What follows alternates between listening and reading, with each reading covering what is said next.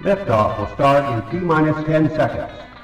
10, 9, 8, 7, 6, 5, 4, 3, 2, 1. We have ignition.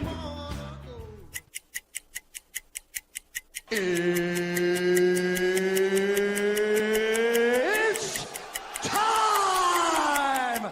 Seconds from game 7 or from championship number 6. Jordan, open, Chicago with the lead! Behind the screen, Harper got a piece of it, it comes off. The Chicago Bulls have won their 6th NBA championship. Tying run at second, 2 out, Palmero over the head of Jenks. Uribe charges, throws, out! And the White Sox have won the World Series. To the far side around the 8-yard line to Hester. Under it, and to the middle of the 15, to the 20, breaks free of the 25, to the 30, to the outside, 40, midfield, 40, 30 to the coast, 20, 15, Hester 5. Oh! For the third time in 6 seasons, it's one goal achieved. The Chicago Blackhawks win the Stanley Cup. A little bouncer slowly toward Bryant. He will glove it toward Rizzo. It's in time. And the Chicago Cubs win the World Series.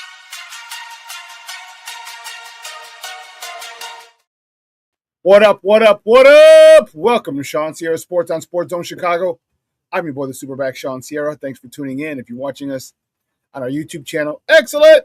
And if you're not subscribed to our YouTube channel, for real, come on, guys, go to YouTube, type in Sports Zone Chicago, click the subscribe button, but also click the notification button. That's the little bell next to it, and that'll let you know anytime a show from Sports Zone Chicago is going live. Get it? Got it?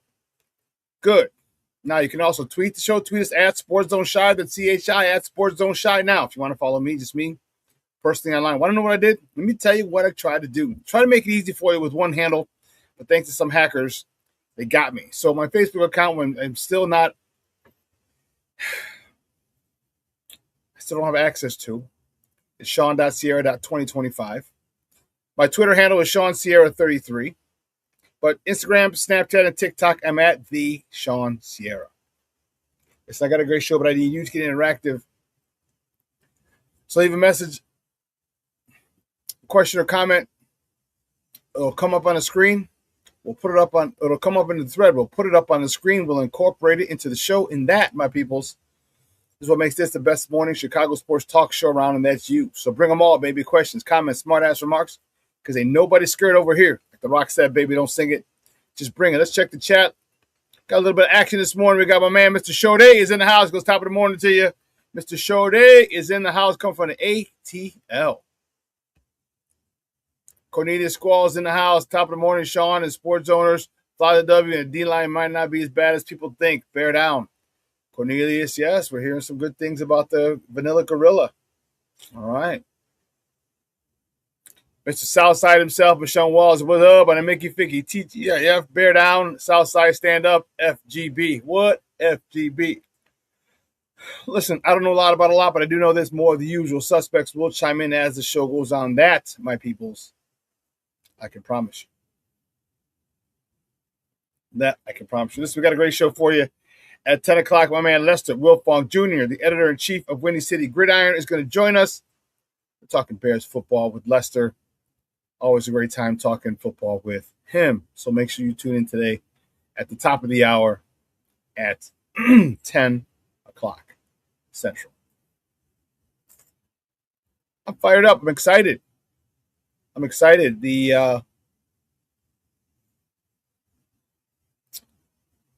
For those of us who Sox fans, you know, we were a little frustrated the last couple of days, all right, with Boston. Boston's the hottest team in baseball right now, and last night was no exception to what Boston can do.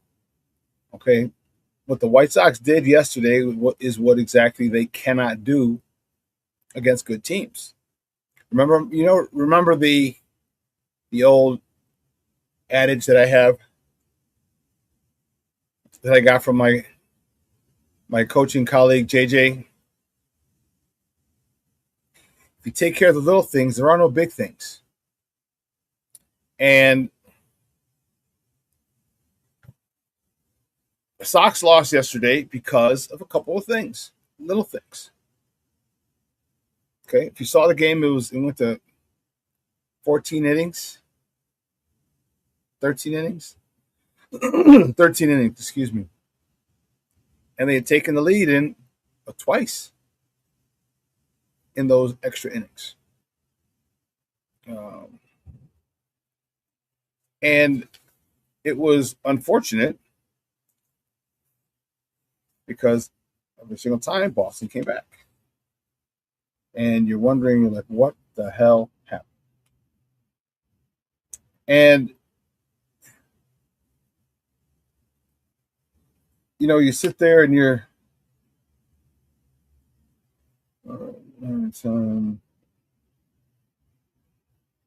this is late. Holy cow. Oh my gosh, this is a sports final. It's not even a late sports final. God bless it. The White Sox made some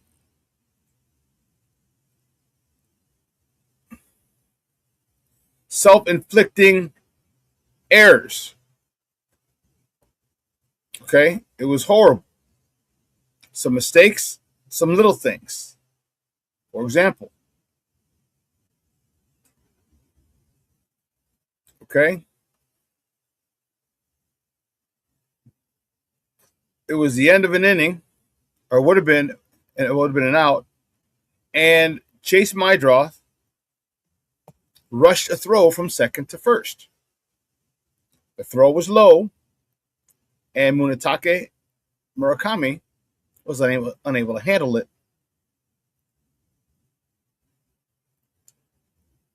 Runner safe. Inning continues. So we scored 2 in the 10th with the homer. We gave up 2. Scored in the 11th. Gave up a run. Bottom of the 11th. Scored in 12. Gave up a run. Bottom of the run. Couldn't push a run across. I don't understand the third base coach for the White Sox. He sends them on dumb shit, but won't send them on a slow roller to the right side. And he had Braden Montgomery, one of the faster White Sox, there on third. Or no, was that Benintendi? Anyway, when the ball is hit to the right side of the field, he needs to be. First of all, there wasn't a secondary lead. I watched the game as I'm watching the game, and they showed it. I'm like, you need to get a secondary lead. These are little things that I'm talking about. All right, the little things, a secondary lead, and as soon as that ball hits or is hit to the right side on the ground, you got to go. You got to go. He didn't. They didn't score, and that's how they brought up a goose egg in the top of the 13th. Then the third base coach sending Braden Montgomery around. So this was a horrible, horrible decision. The base hit to left field. Braden Montgomery's on second base. There's a base hit to left field, so he sees it. As he's hitting third, the left fielder scoops up the ball, is about to throw. That's 90 feet. That's 30 yards. And the guy has the ball in his glove. Thrown. Dude, Braden Montgomery didn't have a chance. Didn't have a chance. So I woke up a little, I slept a little crazy. So my neck's a little sore, pardon me.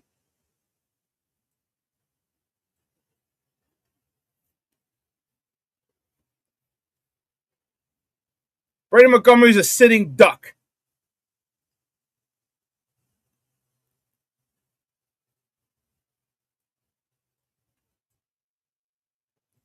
There's a situation where you need to have common sense. I was very frustrated with the third base coach yesterday. And it came to pass with the Sox losing. Now, it was one hell of a fight. One hell of a fight. But in the end, the White Sox made mistakes that cost them the game. Cost them the game. And that was frustrating. That was frustrating because that was the game they should have won. Now they come home to a big series with Cleveland, who just got swept as well, for the lead in the AL Central. Now, the worst case scenario, the White Sox cannot leave this series in second place. They're 3 games up. They lose all 3, they'll be tied. That's not the issue. We don't want to hang on. You don't hang on. You attack and you move forward. You extend the lead when you have the opportunity. Yesterday was the day. They knew Cleveland had lost earlier. They lost earlier in the day. You got to come out. You got to take that one. You got to win that one. The White Sox didn't. This is it. And I know I didn't want to say it anymore, but this is a young team that, yes, they have some confidence. Yes, they believe in themselves. Yes, they play all 27. But they made mistakes, and the mistakes that they made cost them. Coaching staff made some mistakes, cost them.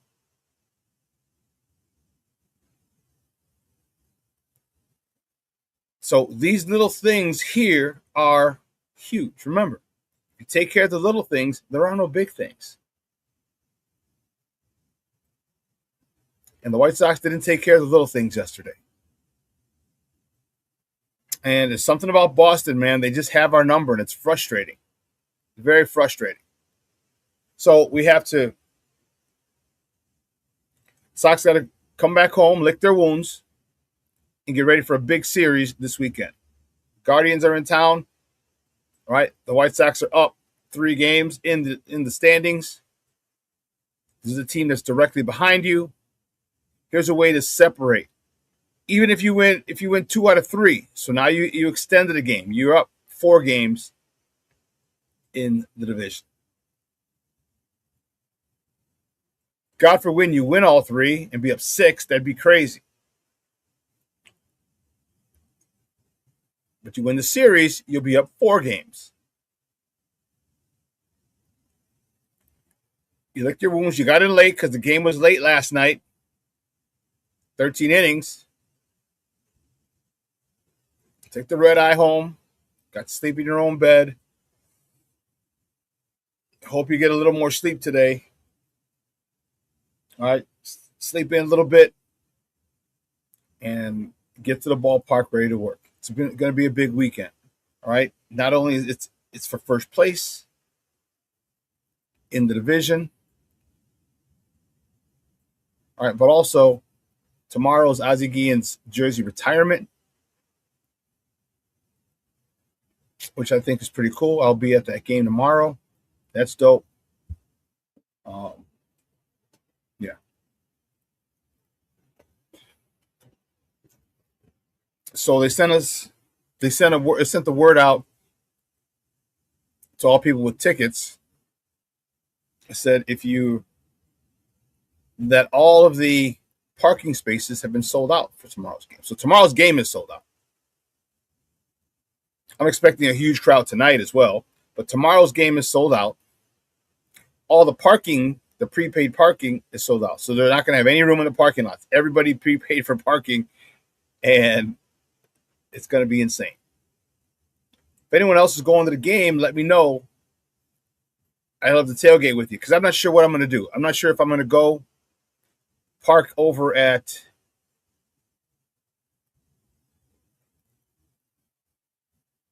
the Mariano's parking lot on Archer and Ashland, more toward 33rd and Ashland, and then catch the 35th Street bus over, or if I'm going to park over on 159th and Cicero and catch the Metro there, take the train in and walk across. I don't know what I'm going to do yet. I'm not sure.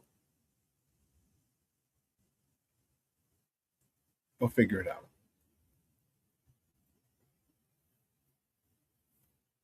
Well, listen, here's what I'm going to do. Let's take a really quick break. And on the other side of the break, we'll get to the top of the morning topics, all right? So don't go anywhere, folks. Keep it locked right here. Shawn Sierra Sports on Sports Zone Chicago.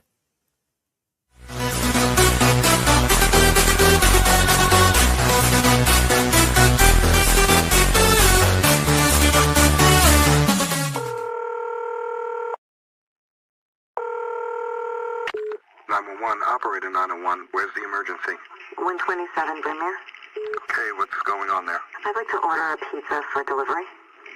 Ma'am, you've reached 911. This is an emergency line. Large with half pepperoni, half mushroom. You know you've called 911. This is an emergency line. How long it'll be? Okay, ma'am, is everything okay over there? Do you have an emergency or not?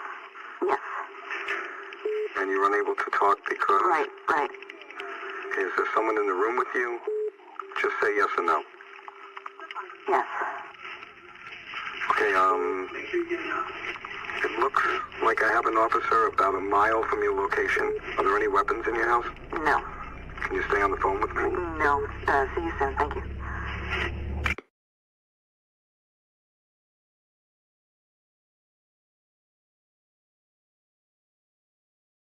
Every day, we take steps to keep the people we love safe, but some health risks are easy to miss.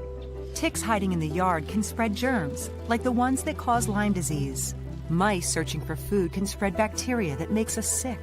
Mosquitoes lay eggs in standing water and can spread West Nile virus and more. Cockroaches are drawn to water in the home, leaving behind allergens that can trigger asthma attacks. Common pests can threaten our health. Learn how to protect your family at pestworld.org. When I'm flying, I put my helmet on, my visor down, my mask up. You don't know who I am. Whether I'm African American, Asian American, Hispanic, white, male or female. You just know I'm an American airman kicking your butt.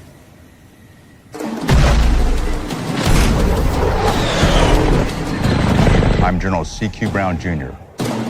Come join us.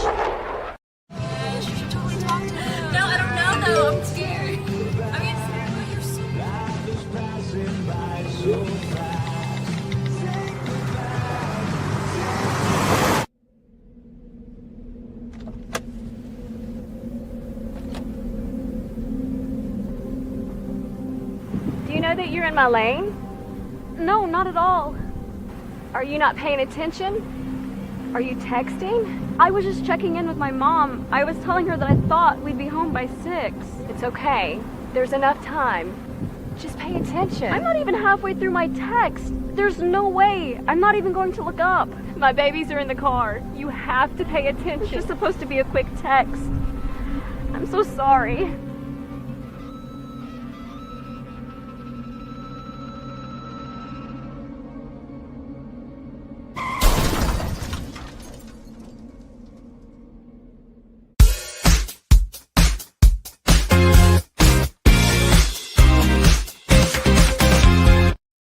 You obviously wanted to be coached hard, and then you were willing to accept the way that he does it, and then you see the results of it when you get away from the season. Yeah. What did you see when you had a distance to reflect on that? Yeah. Coaching matters. Welcome back to Shawn Sierra Sports on Sports Zone Chicago. Those comes courtesy of the Chicago Bears, and I'll tell you what, some smart guy coined the phrase "coaching matters."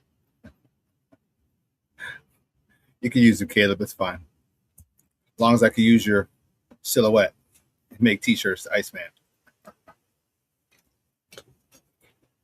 Which I'm going to do anyway, but nonetheless.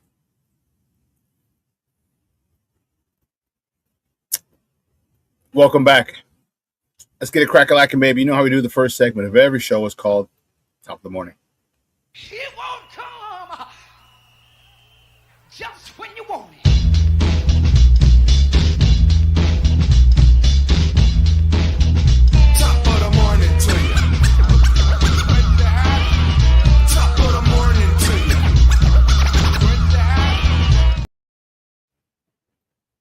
All right, see which way do we go? Which way do we go? The first top of the morning topic, Cubs. All right, scrub fans. The Cubs, they walk off the Blue Jays yesterday, 3-2 in 11 innings. Peterson got the start. No decision, 5 innings, 7 hits, 1 earned run, 3 walks, 3 punch-outs. Alec Bregman, 2 for 4 with a homer, his 12th, driving in his 49th and 50th RBIs of the season. PCA was 2 for 5 with a game-winning run on a stolen base at third. Ball gets away, he scores. Cubs walk it off. It was a makeup game with the Blue Jays. The Cubs, it was supposed to be an off day, but they had to make that game up from earlier in the season. So the Cubs, what a crazy feeling, a fun feeling it was over at Wrigley, walking it off. And Wrigley was rocking. Staying with the Cubs, the next top of the morning, top of the Cubs travel to Kansas City to face the Royals. First pitch tonight is at 7:10 p.m. Central. You can catch that game on the Marquee Network or listen to it on their flagship station, 104.3 FM or 670 AM. The score of the probables for today's game, For the Cubs, Kevin Gausman, one of the guys they just acquired at the trade deadline. He's 5-10 with a 4.38 ERA. And for Kansas City, it is TBA, to be announced. That is yet. They don't know who the hell they're going to throw on a bump against the Cubs. So they're like,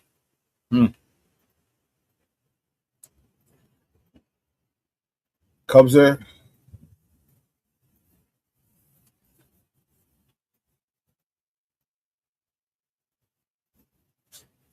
see the Cubs are 5.5 back. The last 10, Cubs are 7-3, Milwaukee 6-4.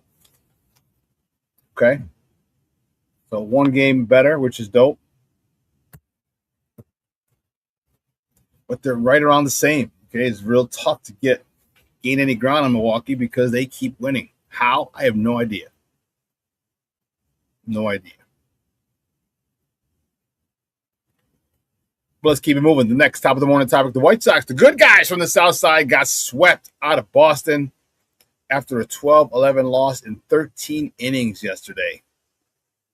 Luis Castillo, the newly acquired Luis Castillo, he started the game, got a no decision, 4 innings, 6 hits, 5 earned runs, 1 walk, 5 punch-outs. Chase Mydroff, who grew up in Massachusetts, had a day, young man. He was 3 for 5 with 2 home runs, his 10th and 11th of the season, driving in, and they were both 2-run homers, so driving in 4 RBIs, bringing his total of 44 ribbies for the season. Colson Montgomery was 2 for 5 with an RBI, 2 RBIs, his 64th and 65th of the season. And Sam Antonacci was 3 for 5. He was 3 for 5 with a double. And I'll tell you what. And Sam Antonacci also had 2 RBIs, his 33rd and 34th of the season. I'm liking Sam Antonacci more and more that I watch him play. He is he's not one of those players that's a superstar. Okay, I think him and Chase Mydroff are those grinders, those guys who do whatever is necessary to win for a team. He's got a little bit of pop, but I think he's just one of those guys that's going to get on your nerves, get under your skin, and produce, for the most part, come up clutch for the White Sox. The guy you don't want to see when there's runners on the scoring position and the other team is ahead. The guy you don't want to see for the other team. The guy you want to see if you're the White Sox at the plate. So I like him. I said I don't anticipate him being a superstar. Okay, but he's one of those grinders that that every team needs on their ball club. So after getting their ass swept in Boston, the White Sox limp home. All right, no rest for the weary. The White Sox, they host the Guardians for a 3-game set this weekend. First pitch tonight is at 6:40 p.m. Central. You can catch that game on Chicago Sports Network or listen to it on their flagship station, ESPN 1000. That's 1000 AM. The probables for tonight's game for Cleveland, Parker Messick is on the bump for the Guardians. He's 8-6 with a 2.58 ERA, and he's going up against Noah Schultz, the local kid For the Southsiders, he's 3-8 with a 5.82 ERA. So on paper, Cleveland has the advantage initially on paper, but that's why we play the games. And I don't know. Hopefully the home cooking, hopefully the crowd, which is going to be, it's going to slant. They're going to pack the rate.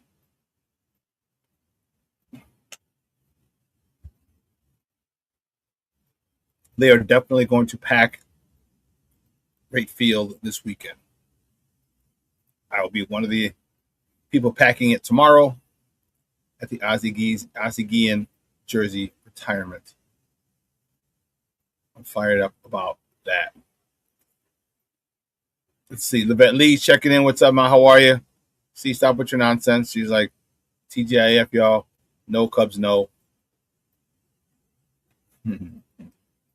AC Adams checking in. Bear down. What's up, Baba? How are you? Thank you for tuning in. King Booker World is in the house. What's up, buddy? How are you, man? Thanks for tuning in. I appreciate it.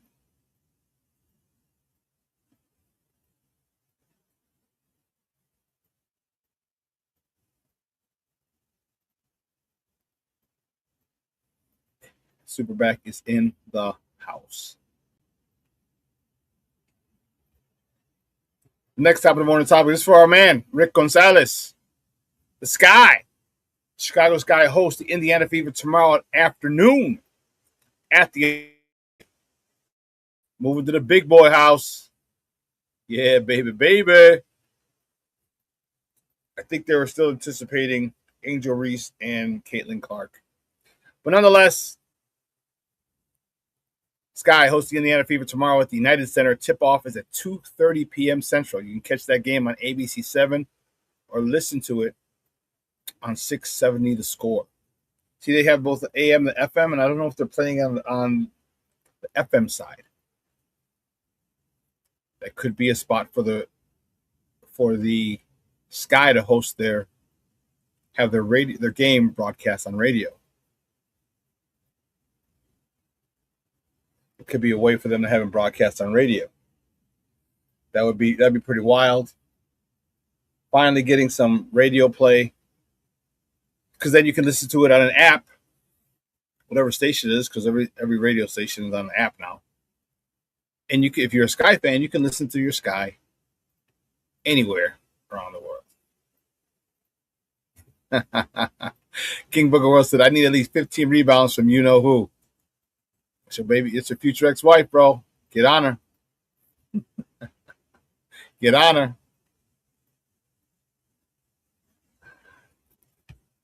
And the next top of the morning topic the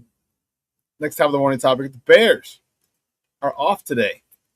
After a very physical practice yesterday, the Bears are off today, and they will resume practice tomorrow at Hallis Hall. Let me tell you something.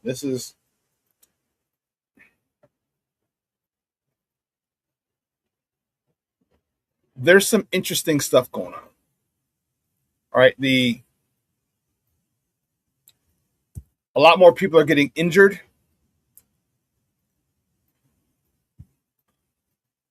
So listen, I get training camp is time to come together, and I don't know.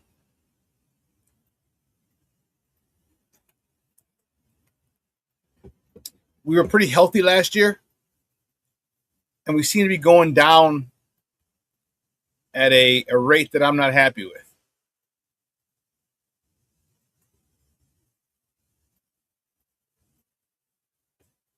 At a rate I'm not very happy with. All right. Montez Sweat went down yesterday. He was injured. He's hurt. He was not injured. He's hurt. Should be out a couple of days. Braxton Jones, who looks, by all accounts, he looks much better and in good shape. He got hurt. He walked off with the trainer, threw his helmet down in disgust.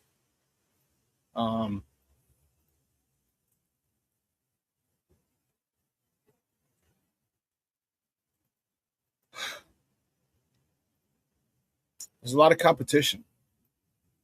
There's a lot of competition, and there's a lot of redemption stories. All right, Braxton Jones wants to come back and win that starting gig. And unfortunately, my hope and desire was that Jedrick Wills makes a name for himself. And according to multiple reports, Jedrick Wills has not done anything to separate himself from everyone else. He's got the size, got the pedigree, but that don't mean jack shit on the field. And he's not living up to the expectations that were placed on him coming out of Alabama a couple of years ago as a top 10 pick, the number 10 overall pick.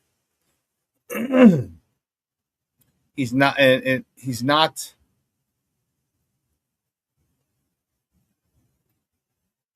standing out,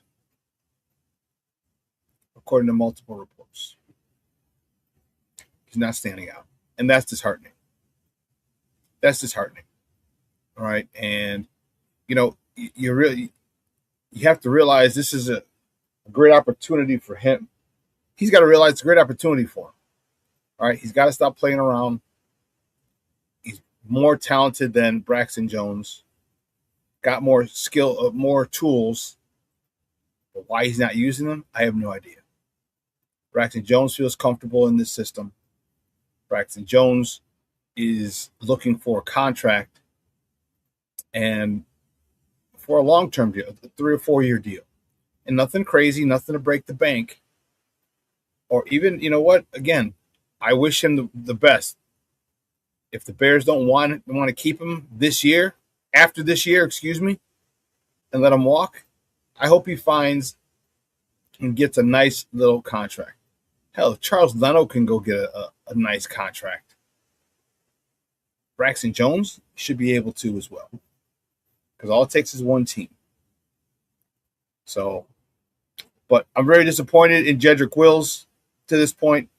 As I said, from all accounts that all my people that I'm asking, he's not standing out. He's not doing anything to take that job. And if you ask me, if no one takes it from Braxton is just kind of going to get it by default because Braxton's playing with a bit of an edge. All right, he's playing with a bit of an edge. Braxton wants this job. Braxton wants a big contract. He wants probably a 4-year deal. Okay, and for a 5th-round pick to get a 4-year deal. I mean, I don't know if you'd call him a second contract because he has a second contract right now, but it's for 1 year. But when people say their second contract, that's usually the big one.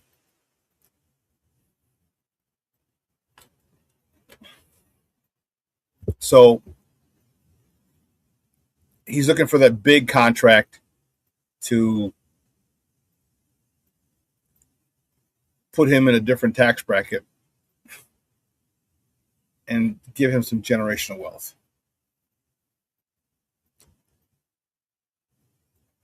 I'm disappointed in Jedrick Wills. Man. And you know what? I was watching the Bronx Tale yesterday. I was scrolling through the TV, the channel guide, and the Bronx Tale was on for another half hour or so. It was right when C's friends were going to shoot up the brother's spot, throw some Molotov cocktails, and one of them doesn't explode. And one of the brothers gets it, and as the car is driving away, it hits the car. He throws it at the car, hits the car. The car catches on fire because the upholstery inside of the car that caught fire, and all those guys died. That's what I caught. And then at the end, after Sonny gets killed, he said the saddest thing in the world is wasted talent. That's the line. The saddest thing in the world is wasted talent. And when you're a guy like Jedrick Wills, who has the immense amount of talent that he has, So much so that you're starting left tackle at Alabama. So much so that you're the number 10 overall pick in the NFL draft. So much so that you were starting for the Cleveland Browns. But then you get hurt, and I don't know. I don't know the young man. I don't know his mindset. I don't know what he's thinking, if his mind is really into it anymore. I don't know. I honestly don't know. But there's a fire inside that he needs to ignite. Because this could be the end of it. This could be the last opportunity he gets. It might not be, but it could be. Someone else might take a flyer on a reclamation project. And if Braxton Jones gets it and runs away with it, more power to him. More power to him. But I was hoping Jedrick Wills would put together a training camp that would make people say, whoa, hold on. We got something here. And he hasn't been able to do it. Don't know what to tell you, kid. You have an opportunity like that, and you throw it away. Or let me not say throw it away. That's a little harsh. You don't maximize the opportunity. That's where heavy is. Yeah. In addition to my neck, which is sore. Yeah. I just slept wrong. It sucks. I'm telling you, don't get old. Do not get old. I gotta go get some more pillows. I gotta get new pillows from Costco. The ones that I have now suck. But anyway, we're going to take a quick break. And on the other side of the break, we're going to welcome Lester Wilfong Jr. to the show. We are going to talk Bears, talk camp. All right, so keep it locked right here. Lester Wilfong on the other side of the break on Shawn Sierra Sports on Sports Zone Chicago.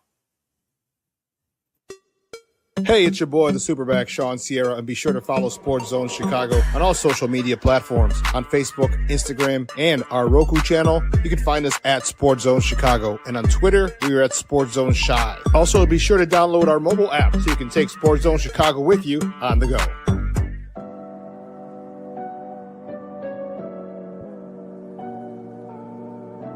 How do you take care of your mind health?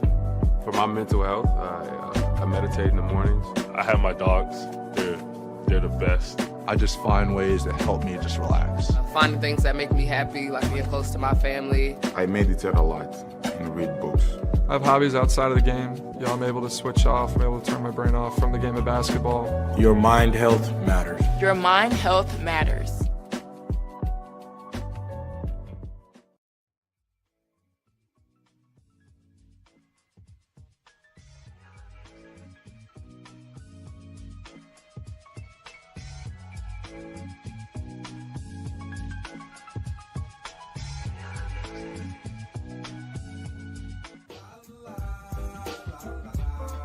It's a romance sport. What? It's a romance sport like that. Your Marine Corps' way of life is to defend the American way of life.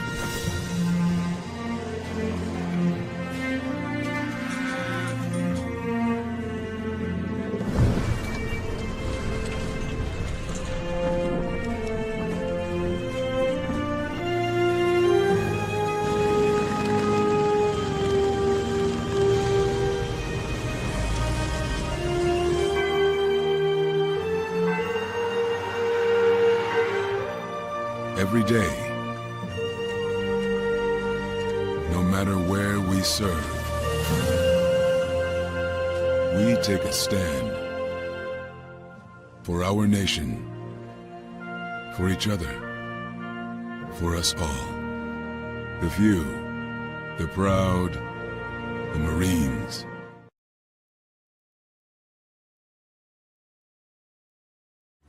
Every body in a work zone is someone's somebody. This is my mom. She works for KDOT. This is my dad. This is my mom. This is my daddy.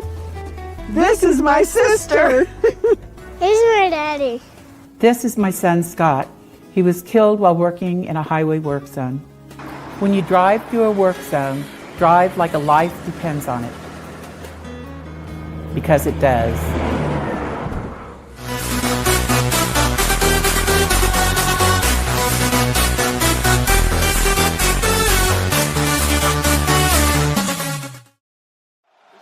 They jump the ball, they go quick. Stafford's looking end zone. Throws it up top. It's knocked away by Stevenson, who's having a terrific game as well. Bring him in. But still 2 for 8. And now he's pressured. Escapes, looks to take off. Got away from the tackle. Williams got a downfield block. There goes Caleb to the 37-yard line. With the 2 timeouts and a 2-minute warning here. See what they do. Inside run Williams. That's a big play. Back behind the line of scrimmage. End of game. No run down here. Swift opening. DeAndre Swift inside the 20 to 19. It's a gain of 13 yards. Bears in the red zone. Command in motion. Williams drifting, sprinting for space, in all kinds of trouble. Put it up for grabs in the end zone. He got it for the touchdown. They've done it again. Unbelievable!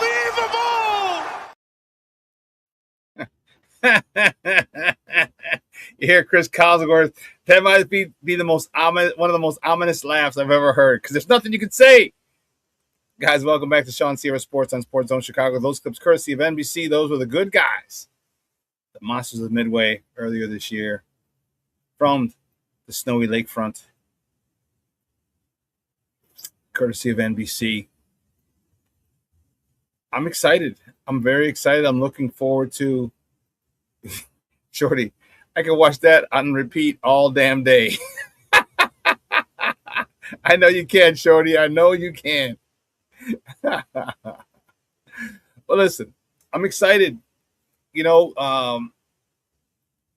there's a lot of talk about the Bears and their offense looking good. For the most part, looking to be ahead of the defense. And it should be. All right, we've talked about that. It should be. Their second year of the system. Majority of their players are back. All right, they just got a new center, a new wide receiver who was already in that system. So don't be surprised because the offense is ahead. And I get it. We're Chicago Bears fans. We're not used to an offense being good, not just being good, but being consistently good and improving every year. Okay, but this is a new reality. All right, what did Rome say? This is my new normal. This is our new normal. Okay, we got a quarterback. We have he's paired with a phenomenal play caller, and they're developing him and they're growing. This offense is growing. So let's bring in our guy, man. We're gonna talk more about this with him. He's a good friend of the program. He is the head honcho. He's the editor-in-chief over at Windy City Gridiron. Been a long time friend of the program. You can find him on Twitter at WiltFong Jr., WiltFong Jr. Guys, let's welcome back to Shawn Sierra Sports, our man, Lester Wiltfong Jr. Lester, what's up, Papa? Good morning. What's happening? Good day today, huh? Today was a good day, in the words of the poet laureate himself, Ice Cube. Nice. Bears got a day off today. Apparently they needed it. Enough, a mass unit, so to speak. A lot of helmets being slammed, according to multiple reports. What are you hearing up there about all these little hopefully ticky-tack injuries? Yeah, I mean, the one, obviously the ones that are starters are what, obviously is the Bears probably concerned with. The Braxton Jones could be day-to-day. That was Biggs he had to report. Courtney Cronin followed up a little later in the day. Still waiting on Montez Sweat, though, right? That's another big one. I mean, we got to wait and see what happens with him because I mean, we all know the Bears are thin at defensive line. You cannot afford losing Montez Sweat. He's a key part of this defense. The only consistent, pass rushing threat on the defense. So hopefully he's going to be fine. Well, we should find out tomorrow next time they meet the media. I like Montez Sweat, but I need more out of him. All right. I need more. Yeah. I don't give a rat's ass that you got 10 sacks. All right? Don't tell me how many you get. Tell me when you get them. Okay? That's what I need. On third and 6, 3rd and 8, all right?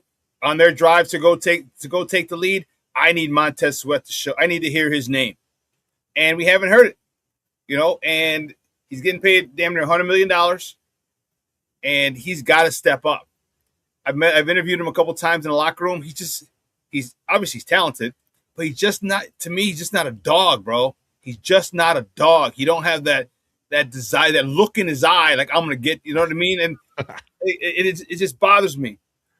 Talk to me about the other defensive end, the guy that it's had a slow, not a slow, but a gradual increase since we drafted him out of the football powerhouse that Kansas is, Austin Booker.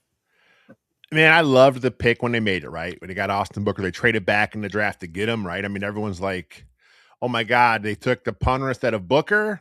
That's what the big talk on social media was at the time. They went back and got Booker anyway. And look, he was a very young player coming out, a redshirt sophomore. So he had a lot of room to grow, right? I mean, you look at his ceiling, if he really maxes out everything, I mean, this guy's a starter for you. We saw last year when he had a chance to start because of the Deo injury. He came in.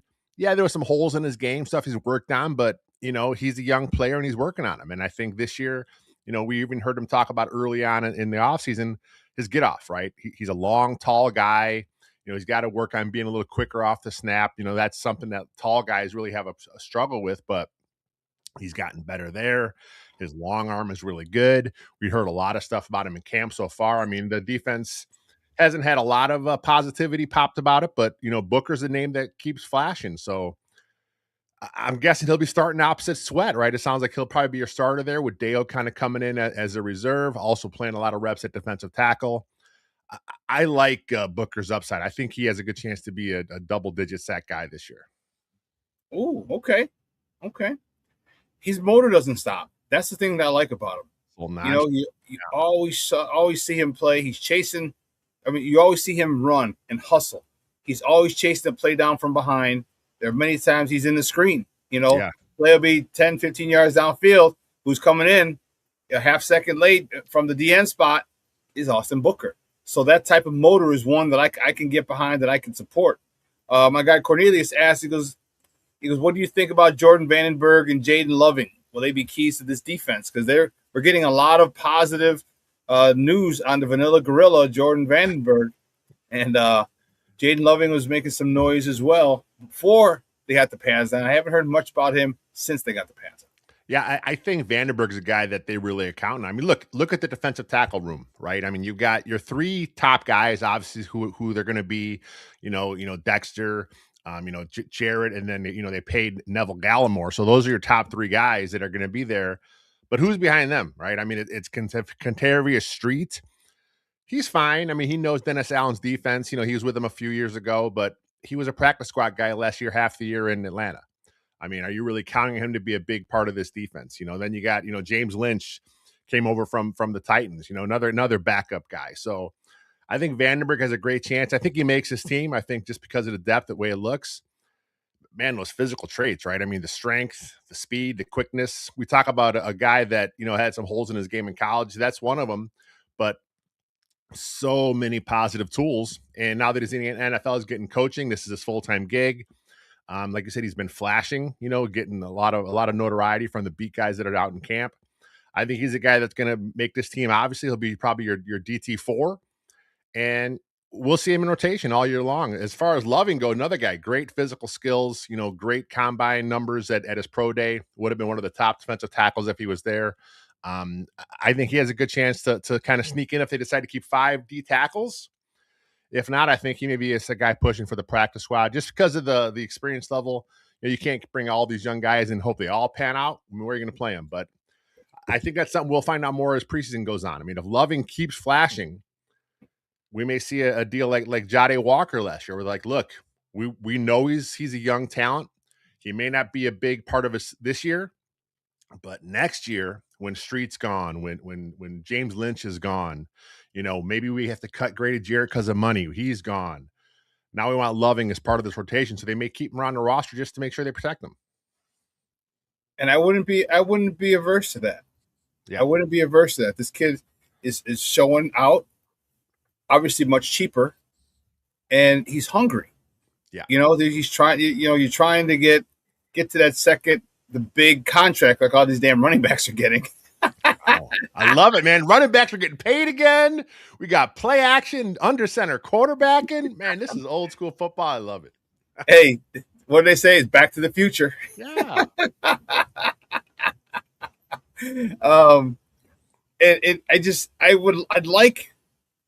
I'm hoping that he's able to do that, because then now you got a lot of youngsters. Okay. They're going to learn a lot from Grady Jarrett, from Aaron, Neville Gallimore. They're going to learn from these guys. Okay. And now you take a step forward. You learn, you do your time, you learn under KG veterans. And then now you step out of their shadows and you become impactful. And that's hopefully what they can do. And that's what Grady Jarrett, one of the reasons he was brought here, just to kind of mentor these young guys. Because you and I both know Grady Jarrett in his prime was a bitch. Yeah. That dude was, man, he was a motor that never stopped.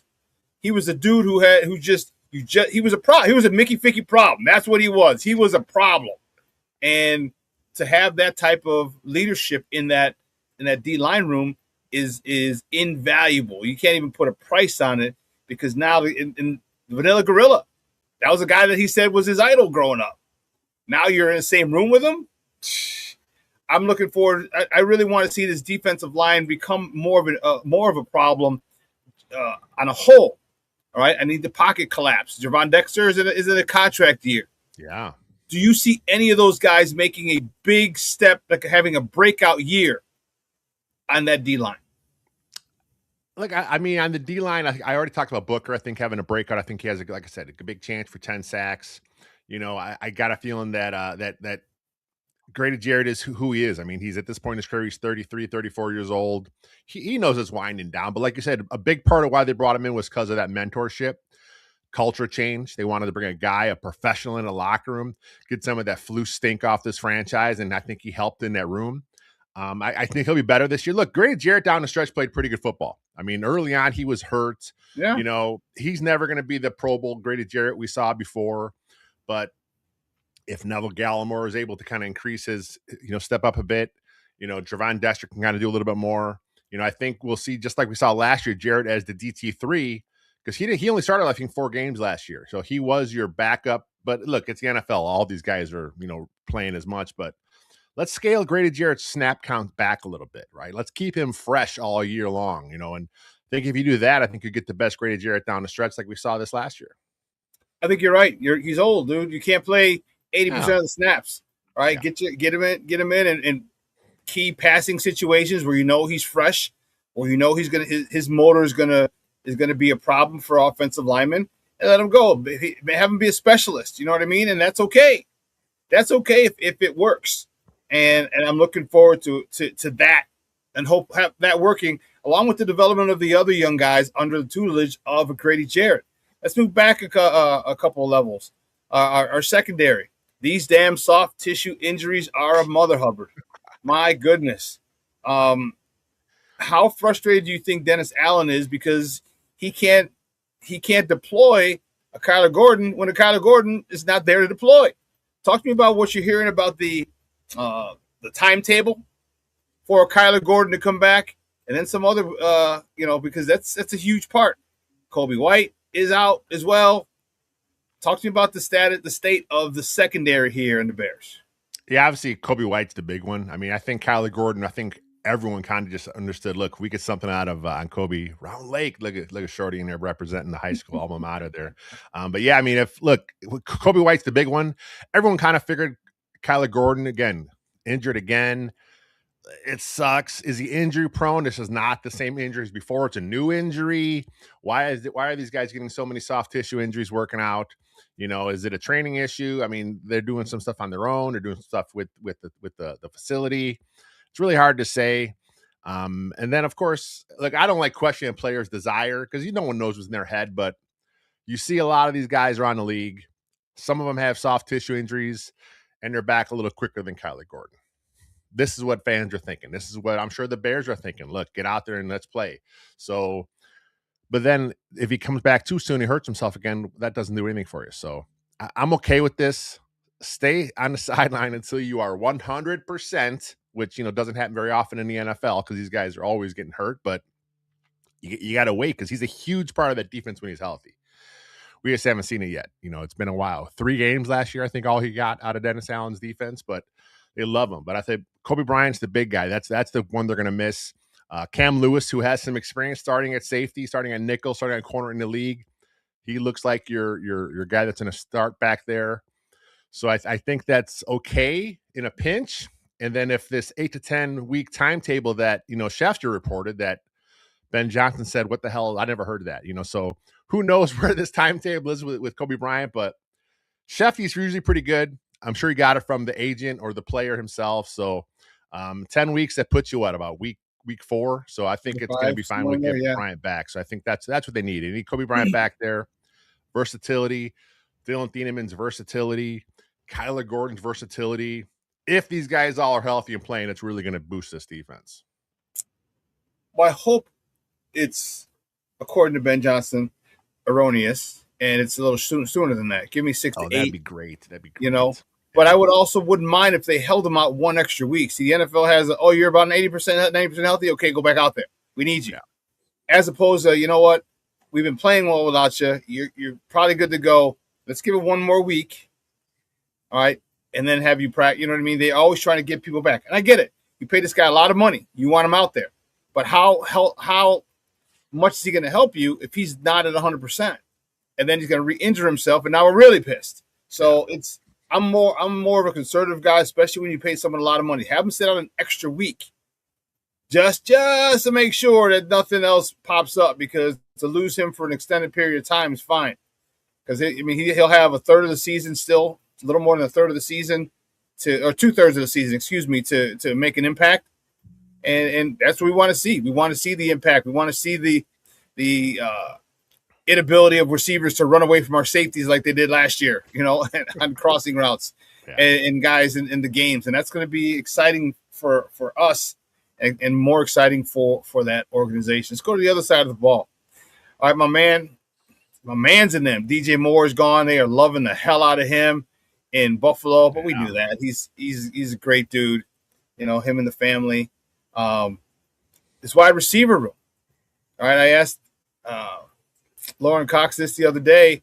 I'm going to ask you, who do you see as wide receiver 1 for this Bears team, and do we really need a wide receiver 1? Wide receiver 1, as far as the number 1 target share on the team, I think it's Colston Loveland. Honestly, I think it's going to be a tight end. It's going to be your top targeted guy. As far as the receivers go, I think they're going to ride the hot hand. I mean, look, Ben said he said the ball seems to find the slot in his offenses in the past. That's what he said, last year coming in. And, it's Colston Loveland's going to be playing out of the slot a lot this season. So I think he's a guy that's going to get the ball a lot. I think Luther Burden is just so electric, such a good athlete. I mean, his quick twitch, I've said it before on your show, I think he reminds me of Devin Hester, some of the quick stop-start stuff he can do. I mean, we haven't seen that in Chicago since Hester. So you got to get him the ball, right? And then Rome Odunze. Look, everyone's down in Rome because of last year, but, look, he was a top 10 pick for a reason. Yeah. One of the top receivers coming out, a lot of physical skills there. The foot injury obviously hurt his whole season last year. Concentration, lapses, we got to get that back. But, so far in camp, all reports are that Luther's having a good camp. Rome's having a good camp. Loveland's having a good camp, all the receivers, they're all popping. Like you said, the offense is a bit ahead right now, which is something we're not used to, but it's good. Get all these guys a lot of work, see what pops, see what works best, and mix them all in as the season goes on. And guys, we're joined again by Lester Wilfong Jr. He's the editor-in-chief over at Windy City Gridiron, and we're talking Bears football here on ShawnSierraSports on Sports Zone Chicago. I couldn't give a rat's ass who's wide receiver 1, bro. Yeah. The open receiver is your favorite receiver. And if Caleb can start to do that and spread it around, which he had to do last year because Rome was out. And remember, he was force feeding Rome like a son of a gun. All right, when they first got here, and even last year before he got hurt. But if you start to spread it out like he did, this offense is going to be freaking insane. Yeah. Talk to me about Caleb, where he's at now, All the reports are he is in control of this offense. It is his offense now. He's correcting people at the line of scrimmage. They had a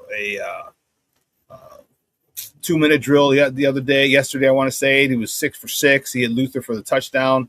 Luther shook the hell out of Thieneman in a slot. I don't know if you saw that video, that clip. And he shook the shit out of him. I was like, ooh. But talk to me about Caleb, with his better understanding of this offense. Where do you think this offense can go just this year?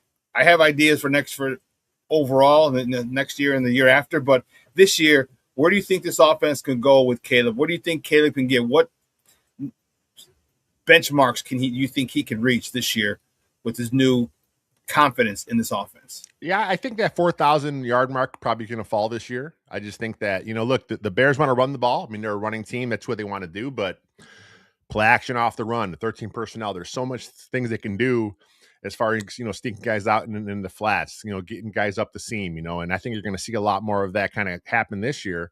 But Caleb's he's that guy, right? He's got that talent coming out. The year one was kind of like, okay, this is nice to see what he can do. But, we all knew that was just a wasted year because of Flus and all that crap going on. This is the Ben Johnson era. Now we're in year 2. And look, we saw in Detroit, every year Ben Johnson was calling plays, the offense got better every single year and in all metrics. So I think that's going to happen again this year. And look, the Bears were a top 10 offense last year. So what's next this year? Top 5? I got a feeling top 5's coming up. So look, they're going to run the ball good. They have a good offensive line in front of them, even though they got some changes there. Elite play caller, and now we got a quarterback that's he's already pushing that top 10 status in a lot of analysts' minds. I think next year he's going to be one of those guys that you talked about as one of the better quarterbacks in the entire NFL. Do you think he can make it into a top tier quarterback? In the top tier of quarterbacks, and if you do you think he can do it this year or next year and beyond? Yeah, I mean, I think you're talking about that Mike Sando article in The Athletic. They rank the tiers every year, and right. Caleb was tier 2. And look, some of the GMs they quoted in the article said that they think he's got tier 1 talent. And look, you watch him play, he's got tier 1 talent, right? It's just a matter of everything clicking around him, staying in the same offense. Ben Johnson not going anywhere. So he's going to be with Ben Johnson for years, every year getting better. Like you said, the comfort in this scheme is what's the big thing. Like, because we've seen veteran quarterbacks all around the NFL. We've seen the Bears get tortured over the years, by Aaron Rodgers, Brett Favre, guys in the same scheme. Veteran quarterbacks just know everything, right? You come to the line, you know everything. So it's like the more comfort he has, the more familiar he is with what the play call is. The more times he sees these different defenses, he knows what's going to happen. He's a few plays ahead in his mind, a few seconds ahead of what's happening. So the sky's the limit, man. I mean, look, we finally got that guy in Chicago. We got the elite franchise quarterback, and he's just going to keep getting better. I love the fact that exactly what you just said, Lester. When you come up to the line, because you know the offense, defense is so much easier to see. Oh, okay, they're running this. All right, cool. Knowing what your route combos are going to be in that particular play, you already have a good idea of where the ball's going before you even snap the ball.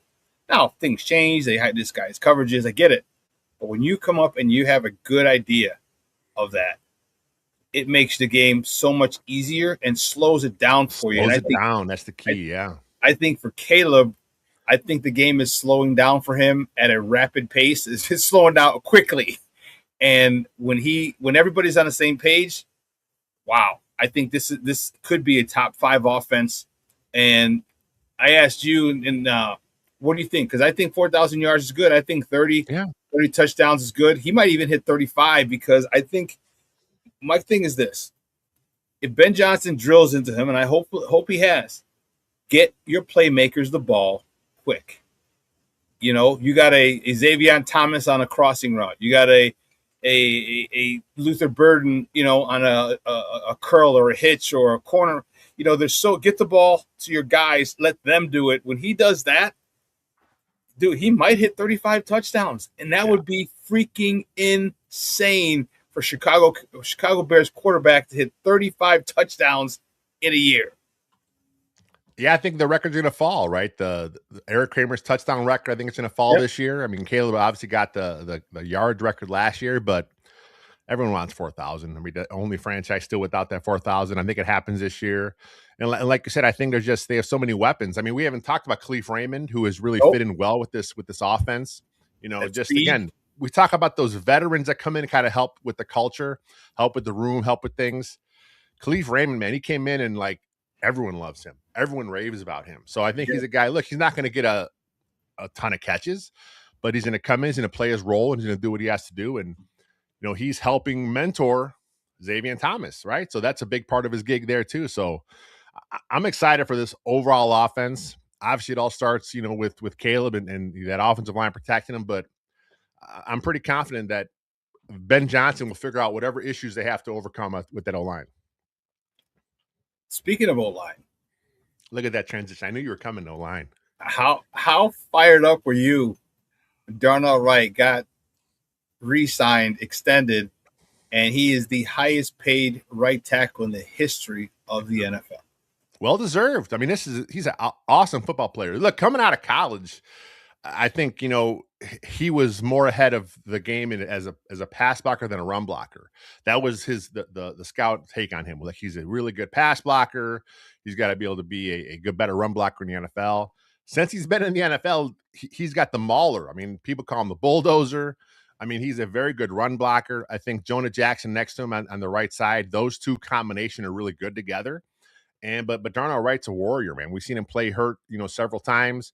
Hopefully whatever issue he has with that arm there is not a lingering thing, because you want to see this guy playing in Chicago for the next decade. But just an outstanding football player.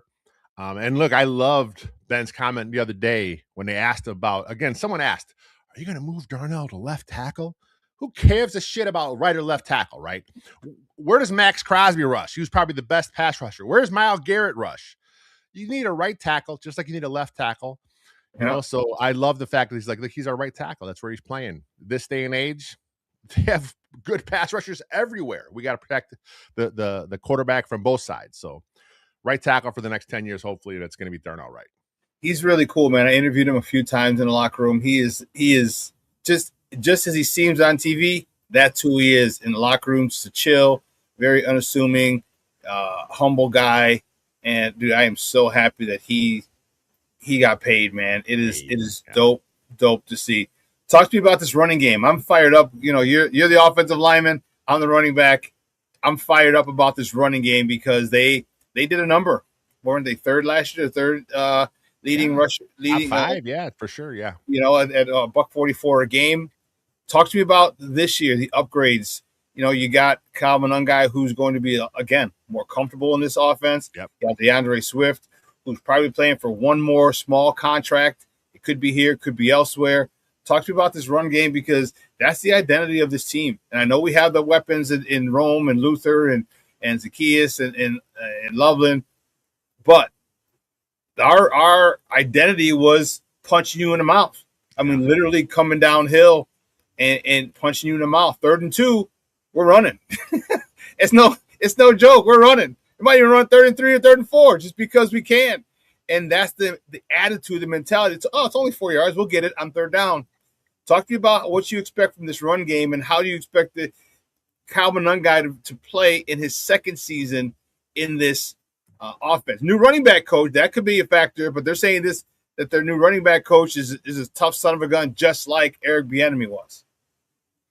Yeah, you got Sudville, right? I mean, he came in from Miami. You know, he's got a lot of ideas. He came in that, you know, that he learned with Miami. Had a fantastic run game under McDaniel. He's bringing those to Chicago. Ben Johnson talked about. I'm going to pick his brain during the summer here, and I'm sure they're going to bring some new wrinkles to the run game. You know, Ben Johnson said he likes to personally do the run game install, because he understands how important that is. The offensive line has all talked about, you know, how much they're enjoying what they're doing in the run game this year. And you look at Ben Johnson again through the years, his run pass ratio, it's a passing league, right? But not according to Ben Johnson. I mean, he still understands that, you know, you run the ball, you know, you do play action, you know, you take your shots when they're there. I love the quote the other day from the Press Taylor. You know, we don't care about efficiency, we want explosives, right? I mean, that part of that is hunting that. And that's not just in the in the passing game. That's the run game. And you talk about running the ball on 3rd and 3. 3rd and 3, 3rd and 4, that's usually a passing situation for most teams. So they're coming out in a light box maybe. The Bears are so willing to go for it on 4th down, they'll take a chance there. And you'll see those explosive runs because they're attacking a light box. So I think it's fun that they have that in their playbook. I'm excited for the run game. Joe Tooney is outstanding, the guy to watch play football. I think they're going to get this O-line humming just like last year. Speaking of that and the 13 personnel, you talked about they come out in a light box. If you come out in a light box and 13 personnel, how can they attack you either way, with the pass or the run? Because that's the crazy part. Like you don't know exactly how to defend 13 personnel when you have 3 tight ends like the Bears have. You have a Cole Kmet. Now, Cole Kmet's not a crazy receiving tight end where he's not, Kellen Winslow reincarnated, but that dude makes some key catches.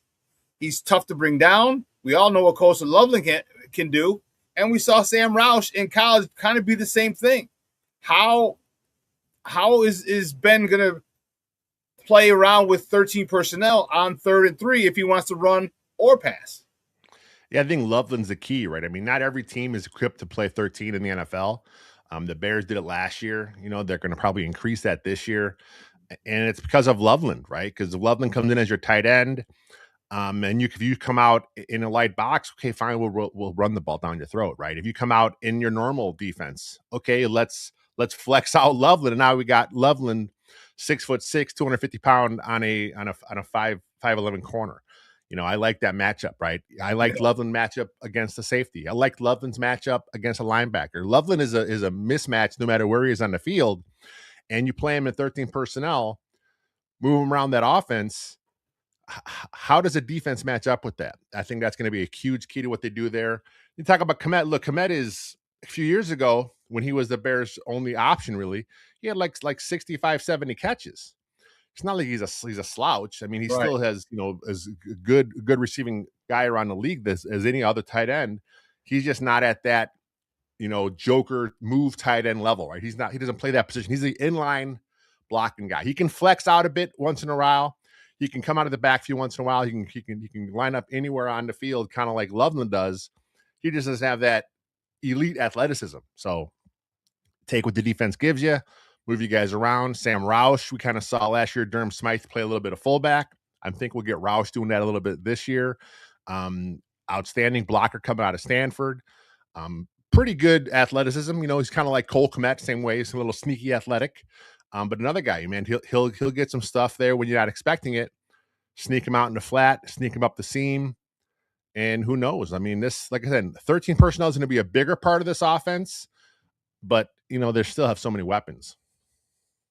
They have an arsenal of weapons for all my Premier League fans.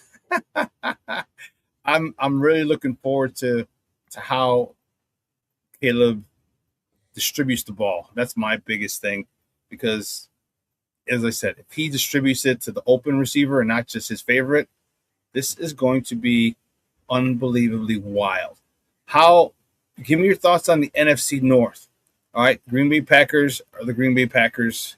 All right, we still have to beat those guys consistently. We did it last year, 2 out of 3, which was good. Hadn't been able to beat Detroit. Minnesota, I don't know what the hell's going on in there. Talk to me about how you think the Bears finished in the division this year, and give me your thoughts on the remaining teams in the NFC North. I mean, yeah, last year every team in the division was over 500, so it's one of the toughest divisions in the NFL. I think the Bears have good a chance as any, right? I think they have a chance to repeat. I think their biggest competition will be the Lions, who had a bit down year last year, losing both their coordinators. But the Vikings, if they get their quarterback spot figured out, which seems like it's going to be Kyler Murray, that's a better football team. Their defense is always good with Flores, calling the shots there. Packers, like you said, they're always the Packers. They're always going to be in the mix as long as they keep, chugging along. And I would not be surprised if any team won this division just because of the talent, top to bottom. But I like the Bears to repeat. I think they have, everything is pointing up, right, for this franchise. Ben Johnson has the offense pointing up. the defense, yeah, they lost some players. Could they be a regression candidate? Of course. Yeah. I mean, they're not going to probably get as many turnovers as before, but, will they be better in other aspects? Health's a big deal, but we kind of saw last year they had a lot of injuries back there, right? They were one of the most injured teams in the league last year on defense. Nashawn Wright comes out of nowhere, has a good year. Who's this year's Nashawn Wright? I mean, they may need a guy. Tyreek Stevenson, a lot of talent, right? He just hasn't been able to put it all together. Maybe this is the year he puts it together, right? I mean, I trust him too. Yeah, I mean, I trust this coaching staff. I trust this defensive coaching staff. Al Harris is a good coach. I agree. Dennis Allen knows what he's doing. They're going to mix some guys around. They're going to, come at you in different directions. But D-line's a little weak. You need someone to step up there, right? You got to stop the run. And right now they don't have that, they lost Andrew Billings, who was a big part of that last year. So who's going to step up this year? I think if they get the D-line figured out, good rotation, keep everybody fresh, I think you do just enough to keep this defense in games. And when you got a good offense, though, it takes points to win the game. And if you outscore your opponent, I think you'll be okay. Speaking of Andrew Billings, see, remember, everyone forgets and people don't understand. And when you hurt yourself, when you're injured, you can't train, you rehab. That's a big difference. Andrew Billings looked like a freaking monster last night. I know it was mostly against probably number 2s, all right? But he looked back strong again. He had a sack. He had a couple TFLs. I was like, that's the dude that I remember from a couple of years ago in the middle of our line. He was with the Cardinals, I think he was playing with. Yeah. I was very, very impressed with him. Hey, Lester, great stuff, my man. I appreciate it. Do me a favor, though, before you go, let everyone know where they can find you and your work online. Yeah, everything I do, I write is on Windy City Gridiron. All my podcast video stuff's on Second City Gridiron. All my socials are at Wilt Fung Jar. I'll actually be at camp tomorrow, so we'll be doing a post-camp podcast. So check that out too, Bear and Balanced on our channels there. But yeah, man, it's off season is chugging along. It's gonna be a fun year. It really is, and I'm looking forward to, my biggest thing is this. When Caleb, I think I may have mentioned this to you before, when Caleb is comfortable throwing nothing more than 10 to 15 yards down the field meticulously and just slicing you up that way, watch out, because then he gets it, because there's going to be big plays later, because you have to cover those. You got to stop those quick routes where it turns into one missed tackle, 20, 30 yards downfield, and it's a big play, and all of a sudden now the big plays come. So yep. I just hope he's gotten that mentality down. I hope Ben really instills it in him, because that's when it's going to be literally lights out for the rest of the NFL, and that's going to be hopefully this year, but that's going to be fun as hell watching our offense. It's going to remind me of like Cutler and Marshall and Jeffrey and Bennett and Forte, and that was good old Mark Trestman years, right? That's right. Hey, Lester, great stuff, buddy. You have a great weekend, man. We'll talk soon. Take it easy. Have a good one. All righty. Guys, that's Lester Wilfong Jr. from Windy City Gridiron talking Bears football with us. And going to be at camp tomorrow, which is dope. Good for him. He was one of the fortunate ones to get tickets. Yeah, I'm looking forward to it. I'll probably check out his podcast and see what he's talking about. I just think that there's a lot going on. The defense is really, the offense is going to have to do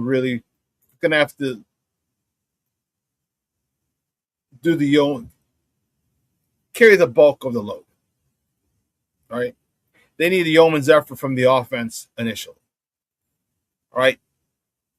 And I understand that Kyler Gordon was in this defense last year. Kobe Bryant wasn't. Adam Thieneman wasn't. All right. Devin Bush wasn't. All right. Big Nev wasn't. The Vanilla Gorilla, Jordan Vandenberg, wasn't. There's a lot of guys who were not in this defense last year. So even though you have the same system, you have a lot of new players, which is in essence them learning a new defense. So you got half the defense who are comfortable with it, the other half aren't.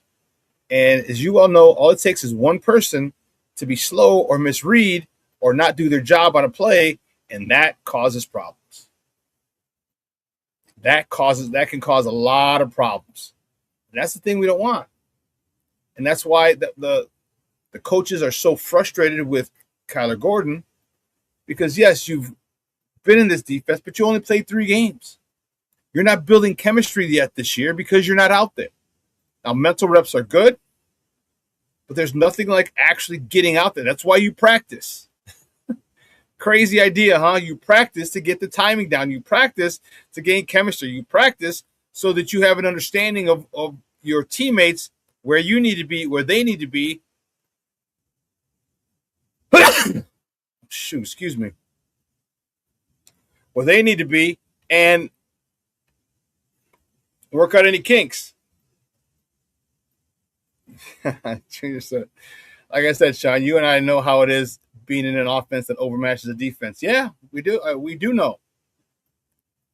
And it's a fun feeling. Because when you know that you're a step ahead, or that you're physically more dominant, it's a great feeling. Thanks, Junior. Salud. It's a great feeling when you know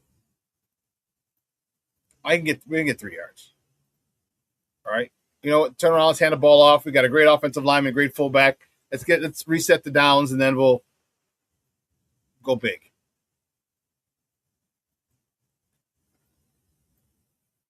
This is going to be, for us as Bear fans, we got to get used to this. Okay? We haven't had nice things in a while. And by nice things, I mean people who can develop a quarterback. We've had good quarterbacks, just not people who can develop them. And that was the issue. Now we got the play caller, a guy who developed quarterbacks, and a quarterback that is yearning to be the best quarterback of all time. That's one hell of a combination. One hell of a combination. Yep. Junior said we can score from anywhere or have a long drive to end the game. Yeah, we if we need a 4-minute offense, we can get it sometimes. Because a lot of times with our 4-minute offense, it usually ended up in a touchdown a lot sooner than 4 minutes. That was the crazy part. Like our 4-minute offense, somebody would break a tackle, we hit a slant. It just, yeah.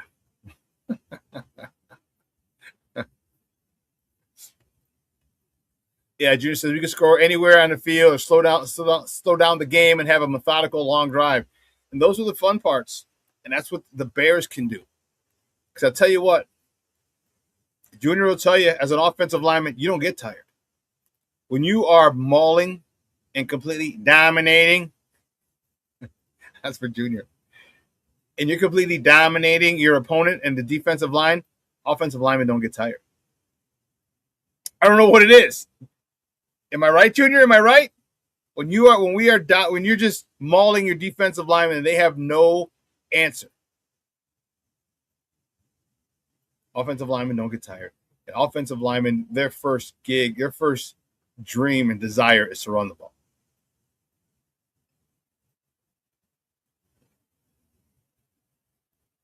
We're going to be there. We're going to be there. We're going to be at the, Junior said, you're right. You're going to get tired.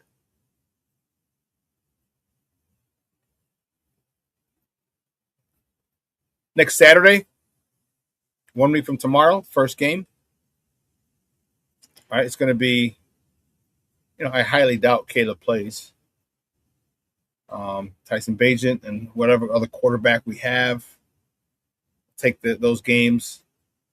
Looking forward to starting off the season is despite the question marks we have, there's one thing that I am extremely confident in, and that is our offense putting up points. There's our offense wearing down defenses. That I have the utmost confidence in. Okay? Look at what Ben Johnson did for Jared Goff. And I get it. Jared Goff had already gone to a Super Bowl before he was working with Ben Johnson. But he was working with Sean McVay, another great mind. But when they traded him, dude, Jared, how would your confidence be? His confidence was shot. Like, they think that I'm not the quarterback for them. They traded me, and then the quarterback that they traded me for goes and wins them a Super Bowl. Where is your confidence if you're Jared Goff?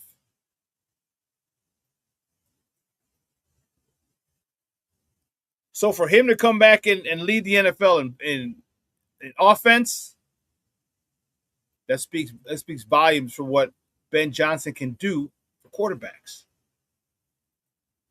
Which is why, people talk about the regression. Okay. Believe that if you want to. And my question is, what do you mean regression? If you're talking less wins, yeah, go bite me. If you're talking less turnovers, possibly. If you're talking about less comeback wins, I'm okay with that. As long as because we're ahead, I'm okay. What do you mean by regression?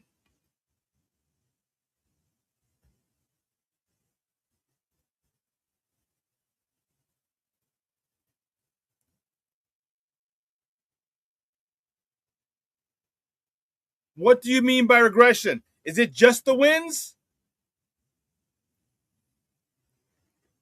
Because I don't think we're going to need comeback wins. I don't think so.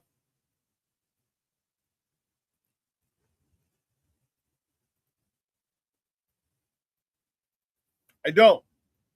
So that means we have 2 comeback wins. That's a regression.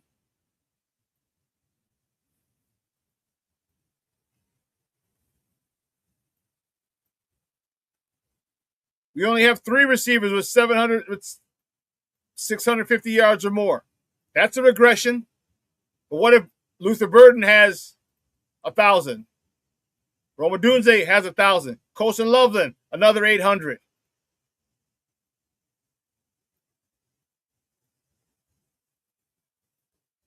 It's all how you look at things. Because then you say, well, we only had 3 receivers with over 650 yards. That's a regression from last year. We had 4.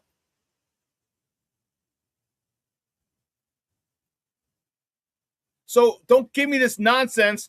And when people say regression,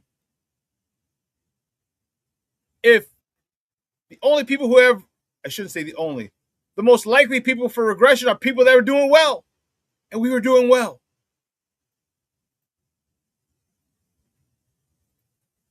But I don't see a regression. Here's why I don't see the regression that people are talking about. Because Ben Johnson has a standard, and Khalif Raymond said it the other day. There's a standard.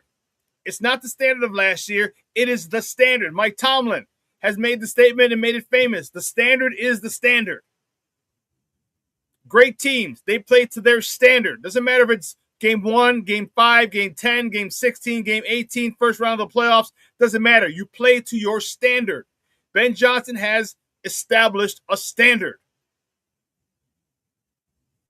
And the Bears must play to that standard.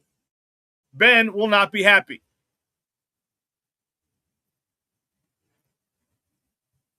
And that's what I'm telling you. That's why I'm speaking of this, because I played for great coaches who had a standard. At St. Rita High School, the standard. At Holy Cross, 30 wins, 2 losses, 1 tie my first 3 years before Coach Duffner left. That was a standard. Coach Duffner, I think, coached at Holy Cross for 6 years, 7 years as a head coach. He was there before a couple more. He had 5 losses, 2 undefeated seasons.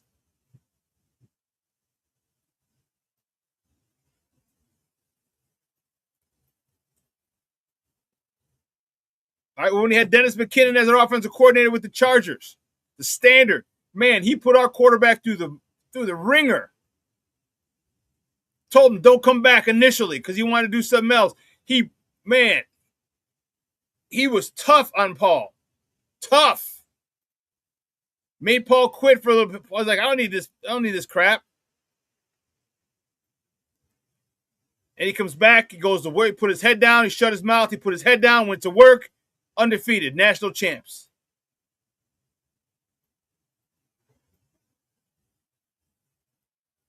Then with the Thunder, it was more player-led. But again, Coach Terry, God rest his soul, had a standard for that squad, that organization. It's not about, I need to win more games. It's about, are we playing the way we need to play? Are we playing Chicago Bears football? Which, first of all, we got to define it. And if we go by last year, what the hell? That means punching you in the mouth. Are we going to be, if we can continue to be a top 10 rushing offense, top 5 rushing offense, this offense is going to flourish. Because you are screwed on 3rd and 2. Do you bring the big bodies in? I know we're in 13 personnel, but do you bring the big bodies in? Because all of a sudden, those tight ends can release from the end of the line of scrimmage, and now you got a linebacker, a slower linebacker on our tight ends. Colson Loveland went to work. Cole Kmet can go to work. Sam Roush has gone to work on college linebackers. Or do you bring in a nickel package? And now my receivers, my tight ends are bigger than your DBs.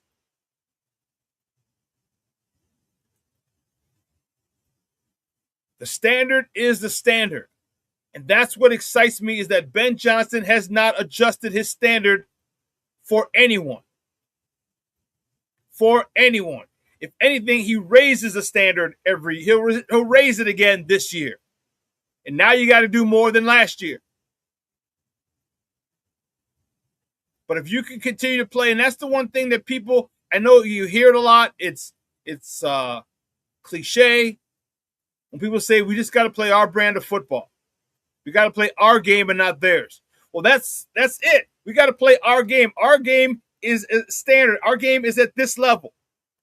The level of our execution is here. We cannot come down to here where you're at, because that gives you a chance to win. You meet me up here where we're at. Eagles don't fly with pigeons. Remember that. Eagles do not fly with pigeons. And that's where this offense is going. He's going to get the team there, but man, we got to get a lot of that defense healthy. We got to get a lot more playmakers on that defense. We got to find guys who are willing to, first of all, who have the ability, but are willing to be a disruption every single play. Like next year, I don't mind if the first 3 picks are defense. I don't mind. We need help. We got to get this defense to the standard that Ben Johnson accepts. That's the cool part. He's not going to lower his standard just so that standard can be accepted. That's the fun part. The Bears, the standard for the Bears is not going to be lowered. If anything, it is going to be raised. Because you are no longer the hunted. The hunters, you are the hunted. The Bears are no longer the hunters. They are the hunted. But it's all a mindset. Because if you tell them, what did we do last year? Did we make it to the NFC Championship game? Nope. Did we make it did we represent the NFC in the Super Bowl? Nope. Did we win the Super Bowl? Nope. Then what really have you done? So if they continue to have the mindset of being the hunters, it bodes well. They just won't be slept on. Everyone will be aware of what they have. And it doesn't matter. It doesn't matter what you know.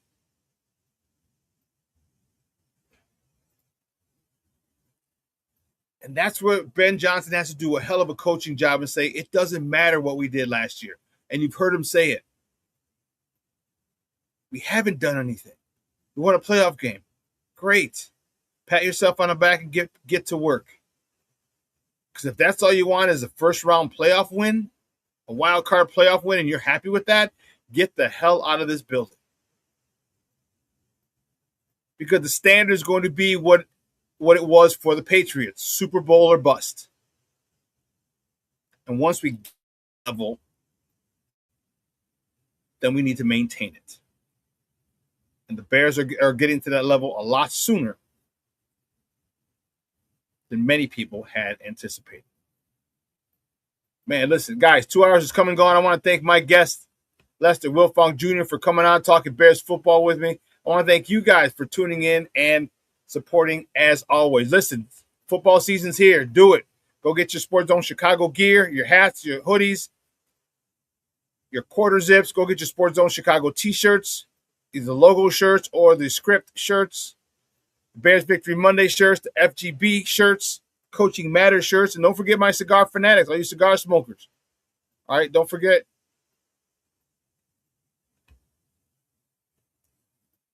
We also have the Good, Better, Best shirt, hoodies. Good, Better, Best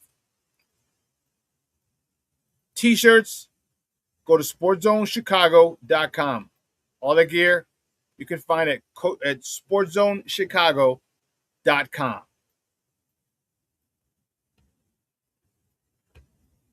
Guys, I hope you have a phenomenal day.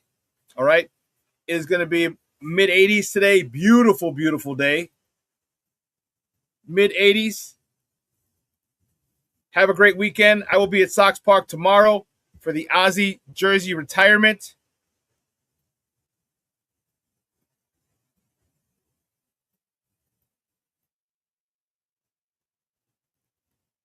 I will be there. I'm excited about that. The game is sold out. Parking lots are sold out already. It is going to be awesome. It's going to be awesome. I can't wait. Can't wait. Hope you guys have a great weekend. Enjoy the beautiful weather. The weather is supposed to be 80s tomorrow, mid-80s tomorrow. Here you go, Cheryl Scott. 86. Wow. 86 today. Cheryl Scott's forecast in the Chicago Sun-Times. 86 today, warm and muggy, possible stray shower. Saturday, 86 and a low of 69. Sunday, 84, scattered thunderstorms. Monday, 85. Tuesday, 82. Man. Mid-80s. I like that kind of party. I like that kind of party, baby. So let's get out there, enjoy it. Spend time with your loved ones. Make plans with your loved ones. Breakfast, brunch, lunch, dinner, happy hour, rooftops, patios, street festivals, Navy Pier. There's a whole bunch of stuff going on. You know this, man. This is the Chi. This is summer. This is summertime Chi. You know what it is. So get out there, make memories. I will be doing as such. And then tomorrow I'll be at the game. And then Sunday I'm having dinner or lunch for my cousin's birthday. We're going to have lunch for her. My mom and I are heading out that way, so it's going to be awesome. So you guys make memories, do something really cool, have fun, above all, be safe. I appreciate you. I love you, and I'm grateful for the support you give me. So from everyone here at Sports Zone Chicago, I'm your boy, the SuperBack, Shawn Sierra. Oh, don't forget, 12:15, Second City Sports with Lakina and Sydney. They will give you another 2-hour tour of Chicago sports. So now, for real. For everyone here at Sports Zone Chicago, I'm your boy, the SuperBack, Shawn Sierra. Have a great weekend, but your boy is out.